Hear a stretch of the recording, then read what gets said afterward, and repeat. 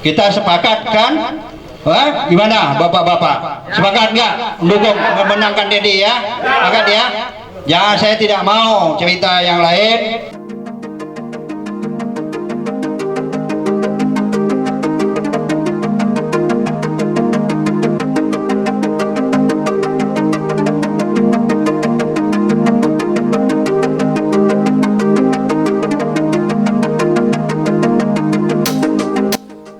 Dewan Pimpinan Daerah Partai Gelora Kabupaten Pesawaran terus gencar laksanakan konsolidasi dengan DPC dan ranting Partai Gelora pada hari Minggu tanggal 15 November 2020. Kini dua DPC Partai Gelora yaitu Kecamatan Tegineneng dan Negeri Katon mendapat giliran menjadi tempat di mana konsolidasi DPD Partai Gelora itu dilaksanakan.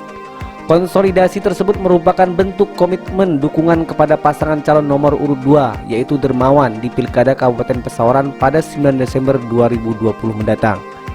Di hadapan para pengurus kecamatan dan ranting, Ermansah sebagai Ketua DPD Partai Gelora Kabupaten Pesawaran tak henti-hentinya mengingatkan pada semuanya bahwa pimpinan pusat Partai Gelora telah memutuskan di mana pada Pilkada Pesawaran wajib memenangkan Dendi Marjuki untuk memimpin Pesawaran di periode yang kedua.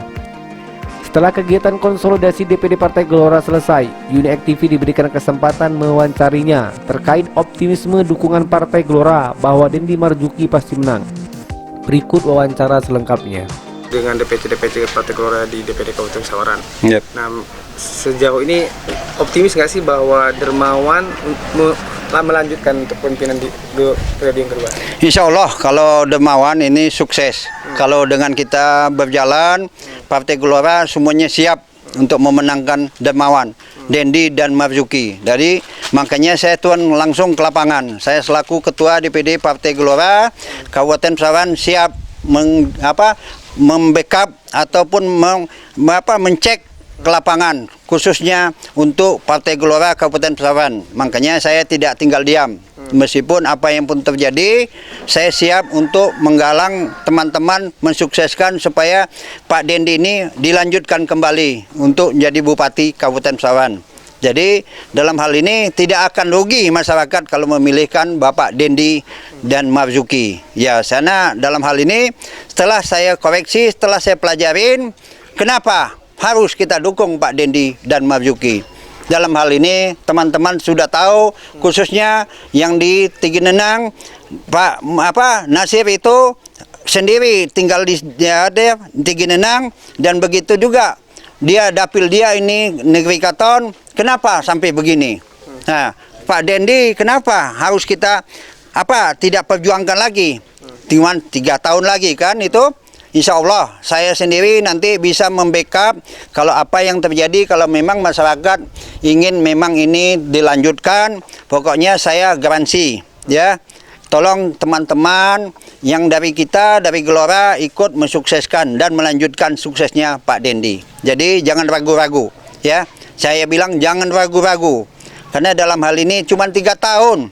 Pak Dendi tidak belajar lagi. Tinggal untuk mana yang kekurangan, melanjutkan, mensukseskan, selesai. Kenapa kita takut?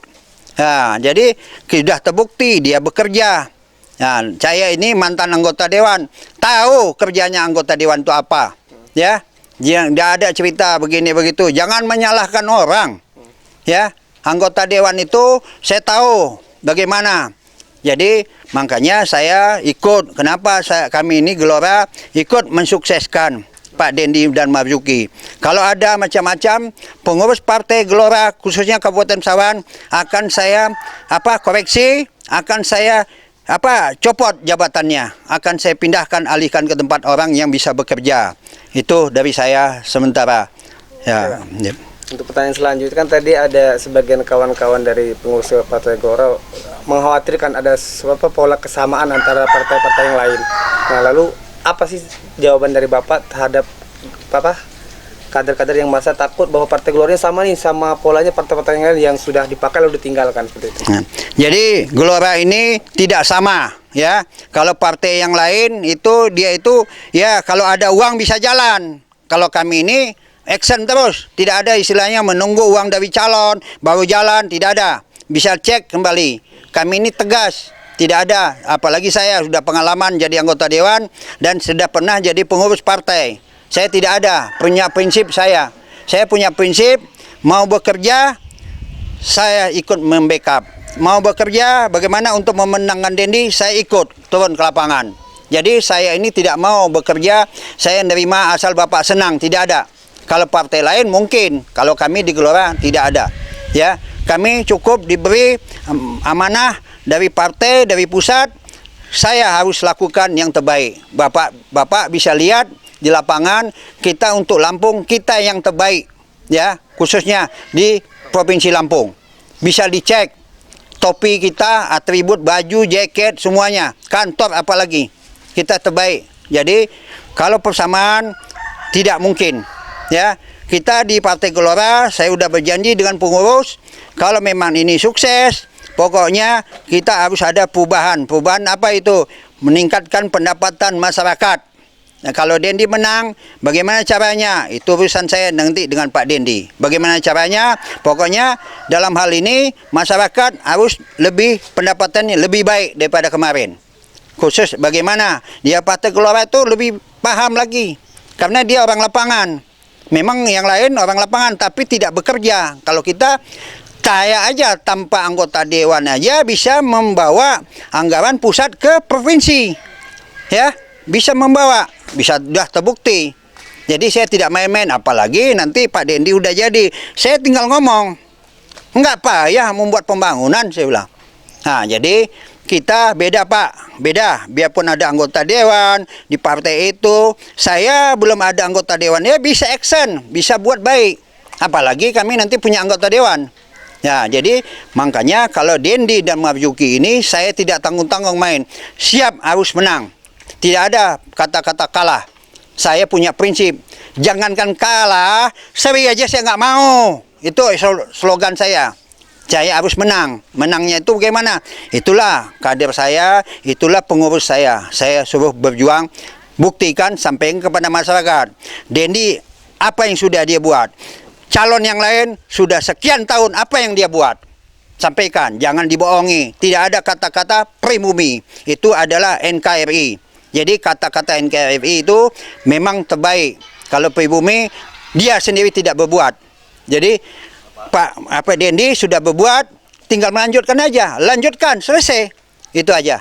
Yan. Laksanakan hasil konsolidasi dengan Ketua DPD Partai Gelora Kabupaten Pesawaran, Ketua DPC Tegineneng dan Negeri Katon senada bahwa kami sepenuhnya akan menjalankan tugas dan tanggung jawab perintah pimpinan. Dengan Bapak siapa? Kahar Muzakar, Sebagai apa di Gelora? Ketua DPC Kecamatan Tegineneng. Nah, tadi kan sudah disampaikan oleh Ketua DPD Partai Gelora sendiri ya, Ya. bahwa ada instruksi yang memang diberikan untuk di pilkada ini. Iya, ya.